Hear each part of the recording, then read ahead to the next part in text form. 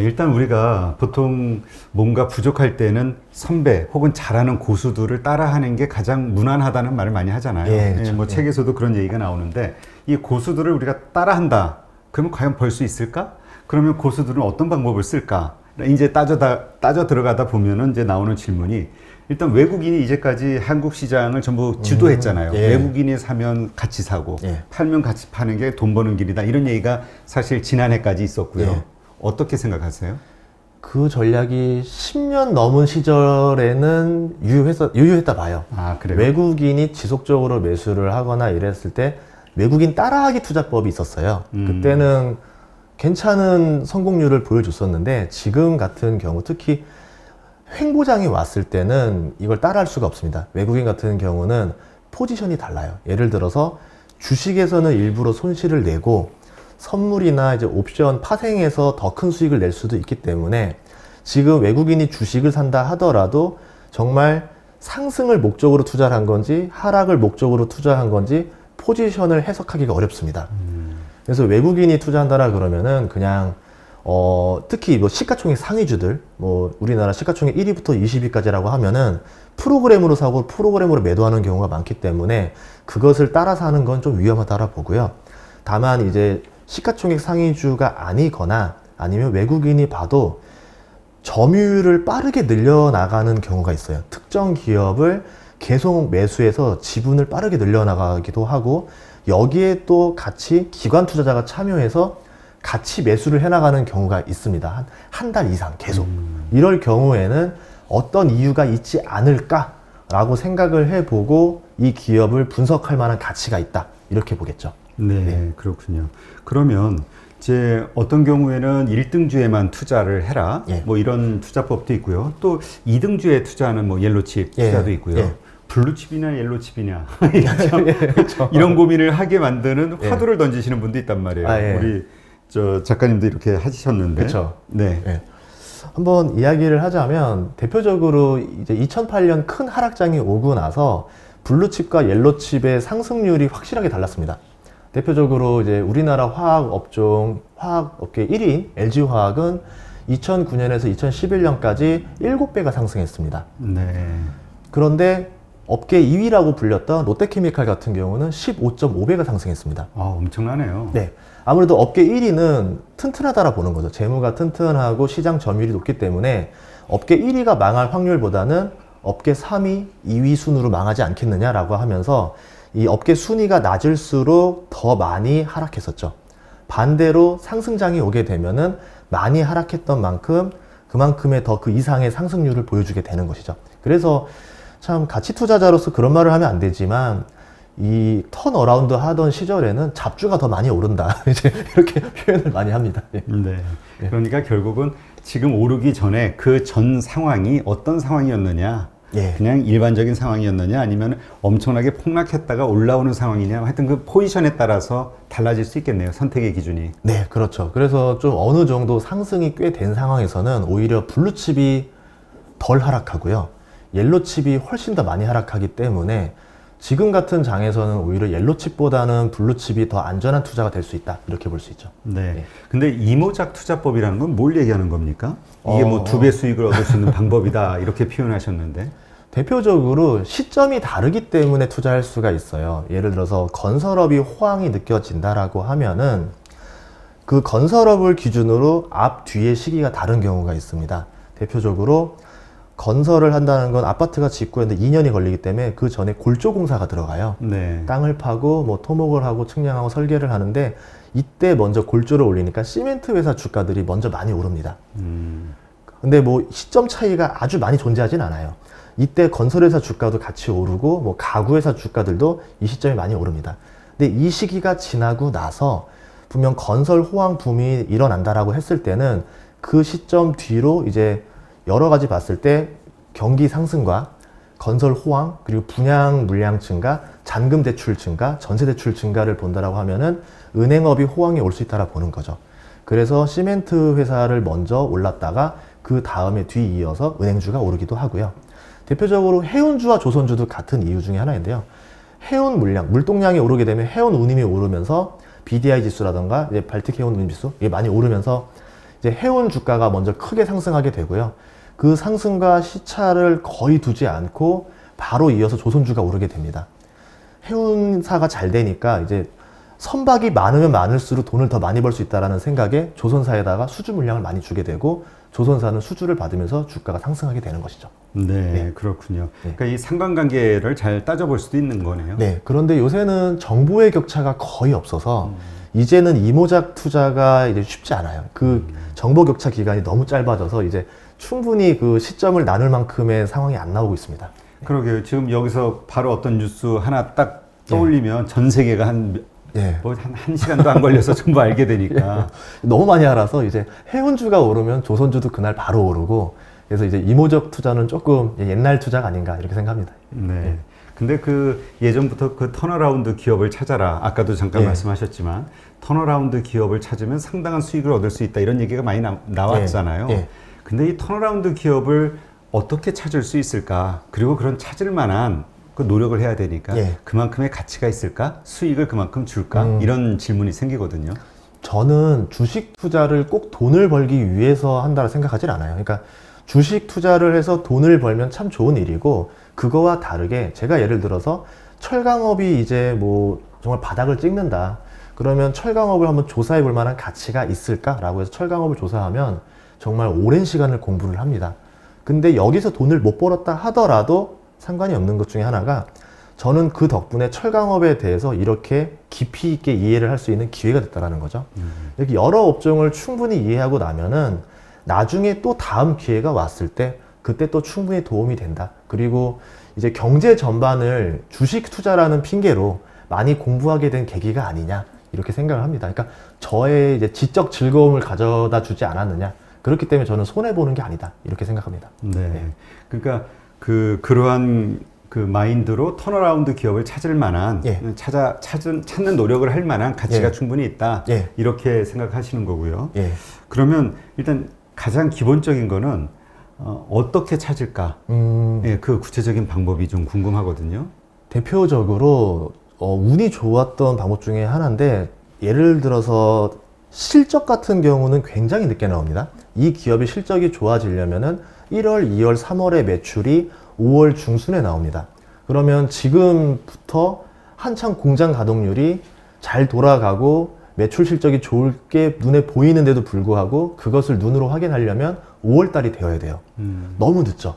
그러면 이미 주가는 벌써 올라 있어요. 그렇죠. 그러면 직접 현장을 갑니다, 보통. 현장을 가서 직원 채용이 늘었는지 아니면 이 근처에 뭐 원룸 단지를 돌아다녀 봤을 때 원룸의 공실이 줄어들고 있는지 늘어나고 있는지 아니면은 뭐 그 당시에 이제 뭐 그때 식당 가서도 한번 해보고 그러니까 어떻게 보면 거기서 건지는 게 거의 제로일 확률이 많은데도 불구하고 예를 들어서 군산 같은 경우를 가면 OCI도 있고 많은 기업들이 있어요. 그렇죠. 그 기업들이 한창 어려웠던 시절에 오식도동이라는 데를 가면 그쪽 산업단지에 이제 원룸이 많이 있습니다. 여기 가서 분위기를 보는 건데 분위기가 좀 바닥을 찍고 돌아오는 것 같다 라는 것도 알 수도 있는 거고 거기에 갔다가 우연히 정말 좋은 정보를 들 수도 있는 거고 저 같은 경우는 모 회사가 하나 있었는데 그 지역에서 식당 일 하시는 분들이 다 사라졌어요. 그래서 장사가 안 되는 거네. 못 구한대요. 돈을 줘도 이 사람들을 구할 수가 없대요. 그래서 왜 그런가 했더니 이 기업에서 식당보다 더 많은 돈을 주고 그 지역에 식당 일하시는 분들을 다 데려간 겁니다. 인력이 부족하니까. 그럼 느낀 거죠. 그러면 대체 식사량이 얼마나 늘었길래 이렇게 작은 도시에서 사람들이 다 갈 정도였을까라고 봤던 거고 그럼 직원 채용이 엄청나게 늘었구나 라고 됐던 거죠. 정말 시골에 있는 공장이었는데 이게 말이 되나? 라고 해서 직접 가봤더니 작은 기업이 아니더라고요. 그 다음부터는 재무제표를 보고 나서 이 기업이 누구랑 거래를 하는지 매출이 늘어나고 있는지 라고 봤더니 나중에 보니까 반도체 식가격을 하는 회사인데 그만큼 이제 삼성전자라든가 삼성디스플레이 다양한 회사들로부터 수주량이 늘었기 때문에 순간적으로 몸집을 확장한 거죠. 하지만 이게 실적 발표가 나오고 나면 이미 늦은 때가 되는 거고 그 전에 저는 먼저 알 수 있는 타이밍이었다. 이렇게 말할 수 있습니다. 그러니까 어떤 실마리를 하나 딱 찾으면 그게 그러니까 실마리라는 건 작은 거니까. 작은 거죠. 거기에서 이제 자꾸 조사를 해서 그걸 확장을 시켜야 되겠군요. 누구나가 다 알아챌 수 있는 상황이 되면 이미 그때는 가격이 올라간 상황이니까. 그래서 대표적인 사례로 이제 하이트 진로 이제 맥주 한번 신제품 나온 적이 있었어요. 그때만 해도 저희 뭐 그냥 몰랐거든요. 이게 맥주에 인기 있는지도 몰랐는데, 근데 오히려 그 출시하고 나서 주가가 더 떨어졌습니다. 그래요? 안 팔리는 거구나, 신상품이. 그래서 사람들 입장에서 이상하다, 이게 잘 팔리는데 왜 이렇게 주가가 떨어졌지라고 이제 갸우뚱하고 났는데, 그 이후에 나중에 주가가 3배 이상 상승을 했죠. 아, 그래요? 예, 그러니까 잘 팔리는 물건을 봤다라고 하면은 아, 이런 게 잘 팔리나 보다라고 지나가는 게 아니라 피터 린치의 생활 속의 발견 투자법처럼 어떤 기업일까, 어떤 상황일까, 정말 잘 팔릴까를 한번 공부해보는 습관을 들이면 정말 우연한 기회에 좋은 주식을, 나만 아는 주식이 나올 수 있다라는 거죠. 네, 예. 그렇군요. 네, 하여튼 그런 식으로 우리가 이제 턴어라운드 되는 그런 기업을 남보다 한 발 앞서서 살 수 있는 하나의 방법이 될 수 있겠네요. 예. 그러면 이제 가치 투자라는 거는 사실 펀더멘탈을 기본으로 해서 하는 투자이잖아요. 예. 그런데 책이 상당히 그 독특한 제목이 하나 있어가지고 위험한 주식이 매력 있는 이유. 아, 가치 투자하시는 분이 왜 이런 말씀을 하셨을까 궁금하거든요. 아무래도 위험한 주식이 매력이 있을 수밖에 없어요. 이제 그거에 대한 경고성을 알려주기 위한 건데요. 대표적으로 이제 뭐 전쟁이 났다라고 하면은 특정 모 회사 주가가 확 올라가고, 뭐 예를 들어서 동물 관련 전염병이 났다라고 하면 특정 회사가 막 올라가는데, 이 주식들이 오르는 시기가 굉장히 짧습니다. 그리고 몇 % 올라갈지 모르겠어요. 이제 2021년 이제 하반기부터는 어떤 주식이 이제 많이 이슈가 될 거냐면 대선 관련 주식들이 많은 이슈가 나올 거라고 예상이 돼요. 근데 그렇죠. 이 주식들의 특징이 뭐냐면 정말 실적과 관련이 하나도 없습니다. 정말 뭐 실적과 연관없이 뭐 어떠한 사유만으로 하는데, 수많은 관련주 중에서도 어떤 주식이 더 많이 오를지 덜 오를지를 알 수가 없어요. 그러면 저는 여기에 대해서 투자하는 게 뭐 어떻게 보면은 진짜 빠찡코 가서 그냥 확률 투자하는 거랑 똑같은 게 되는 거거든요. 그러면 이거는 투자라기보다는 뭐 걸려라의 이런 투자가 되는 거잖아요. 네. 그러면 이런 방식은 옳지 않다. 그리고 이렇게 투자하게 되면은 당장은 수익이 날 것 같다라 생각하지만 시간이 지나서 보면 손실 나는 경우가 굉장히 많아서 이런 거에서 조심해야 된다. 특히 올랐을 때 사는 건 더 위험하다. 이렇게 말하려고 썼습니다. 진짜 아까 그 타이밍 말씀하셨는데 어떤 사람에게는 내가 뭐 한 일주일 전에 샀는데 지금 한 배 올랐어, 아니면 50% 올랐어. 그러니까 나한테는 좋은 주식이니까 또 다른 사람들이 이거 좋은 주식이야. 근데 지금 드는 사람 입장에서는 50%또 하락할 수 있는 거니까. 그렇죠. 예. 그러니까 이게 남들이 하는 말을 무조건 믿어서는 안 되고 그 전후 앞뒤 좌우를 다 봐야 되는 그런 필요가 있겠네요. 그런데 한국 기업 가운데서 LG생활건강을 워렌 버핏은 가장 좋아할 것이다, 이런 말씀을 하셨거든요. 왜 그렇게 얘기할 수 있는 거죠? 재무제표 상으로 봤을 때 대한민국 시가총액 1위부터 15위 사이에서 ROE가 20% 넘는 기업이 LG생활건강밖에 없습니다. 아, 그래요? 그러니까 그만큼 자본을 효율 있게 회전할 수 있는, 그리고 자본이 성장하면서 그거보다 더 빠른 속도로 이익이 성장할 수 있는 기업이 거의 없다라는 거죠. 그러면 대기업 치고 LG생활건강은 어떻게 보면 굉장히 빠른 성장을 보여주고 있다라는 거고, 주가 차트 모습을 보면은 10년 동안 꾸준히 오르는 모습을 보여주고 있습니다. 여기에 이제 사업에 대한 이해가 들어가야 되는데, LG생활건강은 삼각구도를 가지고 있어요. 생활용품이랑 음료 회사를 가지고 있습니다. 이 두 회사는 경기 방어주예요. 주가가 크게 하락할 수 있는 시기에 보통 경기 방어주들이 주가 하락폭이 굉장히 낮습니다. 그럼 만약의 사태에 대비할 수 있는 사업이 되는 거고, 인플레이션, 지금 물가가 굉장히 많이 오르고 있는데 이럴 때 음료 가격을 올린다던가 생활용품 가격을 자연스럽게 전가할 수 있을 정도로 업계에서는 1위 회사들이거든요. 그럼 이렇게 올릴 수도 있고요. 그런데 또 성장성을 가지고 있느냐? 화장품을 성장성으로 가지고 있어요. 화장품이라는 거는 한류 바람을 타고 중국이라던가 동남아시아에서도 굉장히 잘 팔리고 있고, 지금 넷플릭스 바람을 타고 더 한류 열풍이 많이 불지 않겠느냐, 이렇게 예상이 되는데, 그러면 화장품이라는 거는 이제 코로나19가 끝나고 났을 때는 또 성장의 요소가 될 수 있다. 그러면 인플레 요소로도 가능성이 있고, 나중에 경기 방어의 요소로도 보험의 요소가 있으면서 화장품 때문에 성장의 요소도 가지고 있다. 그렇기 때문에 좀 안전한 주식이 아니겠느냐, 이렇게 보고 있습니다. 물론 템베거 회사는 아니에요. 근데 많은 분들이 텐베거가 더 매력적으로 들릴 거라 이거 사고 예. 그 몇 년 묵혀두어야겠다 이런 생각하시는 분보다는 예. 바로 단기간 내에 회전할 수 있는 예. 네. 근데 하여튼 이런 식의 투자가 앞으로는 더 이렇게 안정적으로 계속 지속적인 어떤 수익을 내는데 더 도움이 된다 이런 얘기신 거죠? 예, 맞습니다. 네. 그래서 사실 이 LG생활건강은 제가 작년 1월 달인가 재작년 12월인가 그 미국의 헤지펀드에서 일하는 그 애널리스트가 뭐 온 적이 있어요. 예, 13년 차 애널리스트인데 그 펀드 매니저. 예. 근데 그 친구가 그러더라고요. 거기는 미국 주식 전문인데 재미교포. 예. 근데 LG생활건강에 대해서 계속 질문을 하더라고요. 한국에서는 어떤 이미지냐, 왜 그러냐 이 방송을 했는데 예.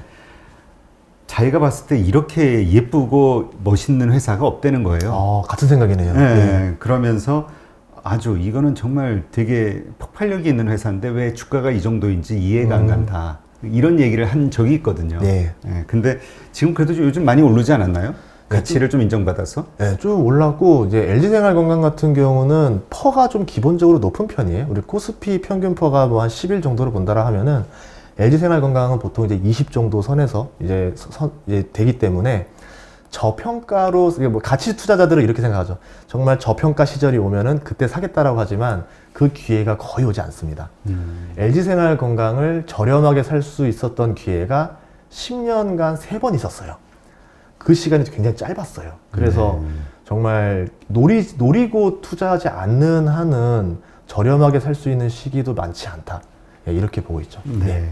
하여튼 지금은 이제 어느 정도 변동성이, 그러니까 뭐라 그럴까요? 가격이 그렇게 싼 구간은 아니기 때문에 예, 이렇게 좀 지속적으로 펀더멘탈을 바탕으로 성장할 수 있는 이런 주식들이 좀 매력적이지 않을까 싶은 생각이 드네요. 예.